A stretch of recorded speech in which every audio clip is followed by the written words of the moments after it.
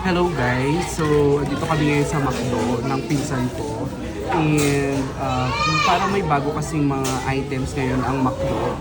And yung mga baso nila. So, nagustuhan ko. Kaya kahit out of budget, umorder na rin ako. And ito na nga yung baso. Okay?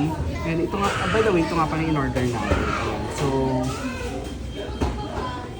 Ayan. So kailangan kapag o-order ka nito, kailangan may o-orderin ka din na meal. Hindi lang yung basta-basta cup yung o-orderin mo.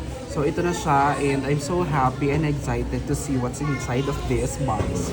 And ito na. Actually, hindi naman ako fan ng mga ganito pero natutuwa lang kasi ako na pwede ko din magamit sa bahay. Okay, so ito na. Bubuksan na natin.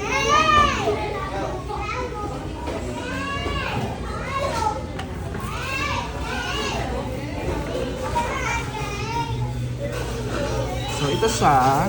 So tingnan nyo, napaka-presentable kasi nasa box pa siya. And ito yung baso nila. O diba, ang cute-cute ng design. And hindi naman ako super fan na maggumamit ng mga ganito. Pero nakakatuwa lang na magkaroon nito. At saka mura lang naman siya. And if you want to avail, so avail in any McDo branch.